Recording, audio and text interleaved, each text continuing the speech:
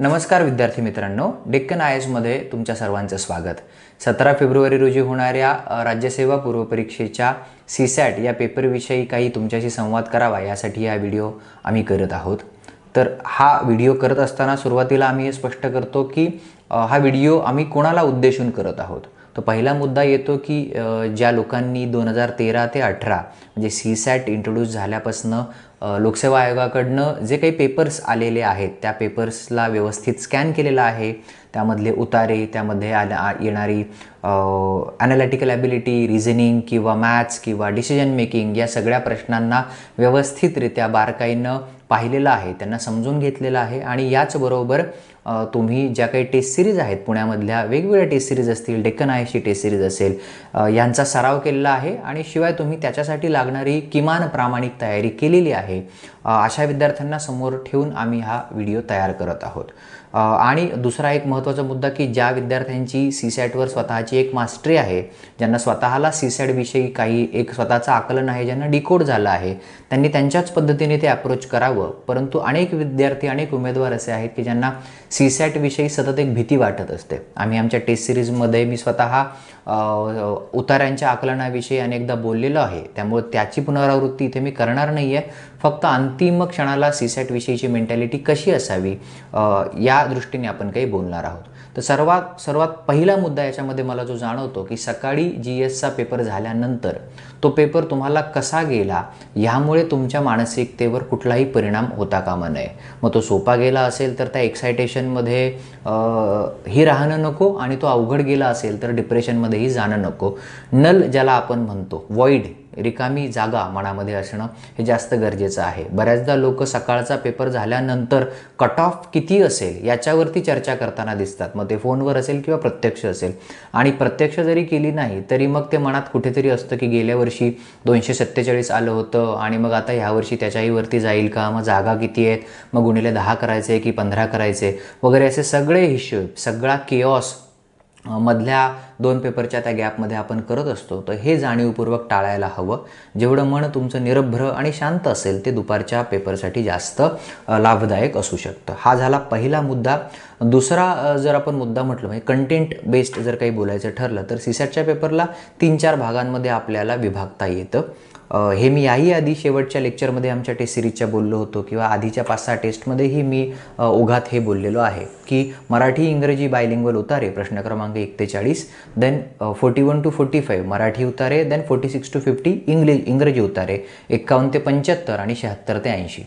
तर सगळ्यात प्रथम जेव्हा तुम्ही जाता तेव्हा 76 ते 80 साधारणतः जो काही तुमचा एक नॅचरल नॉर्मल वेळ त्याला लागतो की प्रश्न वाचणं, पर्याय वाचणं आणि त्यानंतर रिफ्लेक्स ॲक्शन म्हणून, यासाठीच मी आधी एक क्लिअर केलं की ज्यांनी प्रामाणिकपणे तयारी केली आहे त्या कॅन्डिडेटसाठी मी बोलतो की जी रिफ्लेक्स ॲक्शन तुमची येईल की हां, हे ब्युरोक्रॅटिक अंडरस्टँडिंगनी पण क्लिअर आहे, हे एथिकली पण क्लिअर आहे, असे ऑप्शन जे आहेत ते पटपट तुम्ही जर ते सर्कल ब्लॅकन करून टाकले तर कितीही मिडिओकर तुम्ही असाल तरी 9-10 मार्क 12.5 पैकी किंवा 8.5-9 मार्क आपल्याला येतात आणि हे किमान वेळेत आपण करू शकतो। यानंतर 51 ते 75 याच्यामध्ये तुम्ही जर प्रामाणिकपणे तयारी केली असेल तर 2015चा इतका टफ पेपर असेल किंवा 2018चा इतका सोपा पेपर असेल, कसाही पेपर असेल तरी 10-12 गणित किंवा 10-12 जे प्रश्न आहेत ते तुम्हाला सोडवता येतात आणि ते अत्यंत कमी वेळात तुम्ही सोडवू शकता।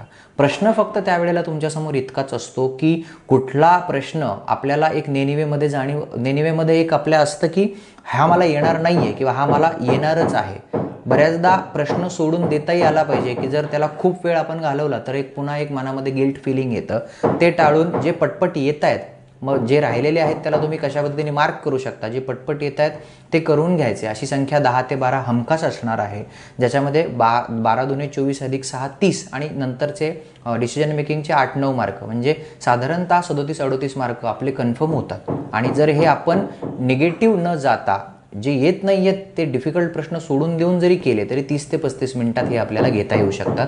आणि 1 ते 50 मध्ये किमान 20 प्रश्न म्हणजे उतारा वाचलाय शांतपणे, त्याच्यासाठी लागणारा नॅचरल वेळ घेऊन, मन स्थिर आणि शांत एकाग्र ठेवून आणि प्रश्न वाचलाय आणि आपल्याला उत्तर सापडतंय आणि श्युअरिटी असणं, ज्याला आपण म्हणतो की उदाहरणार्थ भारताला स्वातंत्र्य कधी मिळालं तर 15 ऑगस्ट 1947, ह्याच्यामध्ये जितकी सर्टन्टी आहे अशा स्वरूपाचे किमान 15-20 प्रश्न तुम्हाला तिथे सापडतील।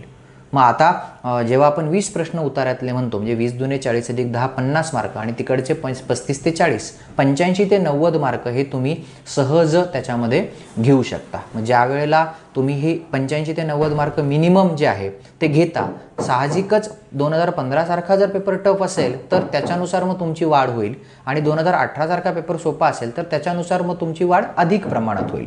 म्हणजे 18 सारखा सोपा पेपर असेल तर तुम्ही 150 160 170 पर्यंत जाऊ शकता.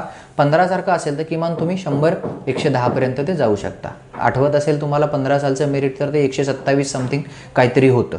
म्हणजे पेपरच्या डिफिकल्टी लेवलनुसार तुमचे मार्क्स त्याच्यावरती वाढतील, परंतु तुमचे किमान मार्क हे 85 90 हे 1.5 तासामध्ये शाबूत तुम्हाला मिळत राहतील किंवा कोणाला यापेक्षा कमीही वेळ लागू शकतो. हे मी अशा विद्यार्थ्यांसाठी बोलतो आहे की ज्यांना परफॉर्मन्सचा प्रेशर येतो, सतत घड्याळाची टिकटिक त्यांच्या मागे लागलेली असते. तर तुम्ही असं एक कॅल्क्युलेटेड रिस्क घेऊन थोड्या थोड्या पद्धतीने पेपरला सामोरे जाऊ शकता. हा एक मार्ग झाला, परंतु तुमचा मार्ग यापेक्षा वेगळाही असूच शकतो. मला फक्त इतकं म्हणायचं आहे की ह्या सगळ्याचा सराव किंवा या सगळ्याची मानसिकता याच्यावरती काहीतरी विचार तुमचा झालेला असला पाहिजे. आणि सगळ्यात महत्त्वाचं जे आहे ते म्हणजे तुमची असणारी एकाग्रता. उतार्यांच्या केसमध्ये आपण अनेकदा बोललो आहोत की मराठी आधी वाचायचं की इंग्रजी वाचायचं, प्रश्न आधी की उतारे आधी. रिअल टाईममध्ये हा डिसिजन घ्यायला शिका की बऱ्याचदा ट्रान्सलेशनचे वेगवेगळे प्रकार आपण याआधी डिस्कस केलेले आहेत की नेमकं प्रश्नकर्त्यांनी कशा पद्धतीने उतारे सेट केलेले आहेत, त्याला तिथे काय अपेक्षित आहे, त्याचा टोन कसा आहे, हे सरावाने आपल्याला कळतं आणि मग त्यानुसार आपण रिअल टाईममध्ये ते डिसिजन घेत असतो. माझं म्हणणं फक्त इतकंच आहे की खूप जास्त काही एक्सेस करण्याच्या नादात किमान हे 85 90 मार्क देखील बऱ्याच जणांना मिळत नाहीत आणि याच्यावरून मग पुढे थोड्यावरनं आपण कट ऑफच्या खाली येतो. तर हे किमान मार्क्स सिक्युअर करता जर आले तास किंवा सव्वा तासामध्ये जर पेपर सोपा असेल तर निश्चितच तुम्ही वरती आणखी खूप जाल. पण बऱ्याचदा असं होतं की पेपर सोपा असून देखील फ्रस्ट्रेशनमुळे आणि काहीतरी ओव्हर ज्याला आपण म्हणतो प्रयत्नांमुळे आपण बऱ्याचदा खाली येत असतो. तर तसं न करता किमान मार्क सिक्युअर करण्याची सवय तुम्ही ठेवू शकता. अर्थातच मी पुन्हा पुन्हा हे सांगतो आहे की ही काही युनिव्हर्सल मेथड नाही, पण ही बऱ्याच जणांना उपयोगी येऊ शकते. बाकी डेक्कन IASच्या शुभेच्छा तुमच्यासोबत आहेतच. धन्यवाद.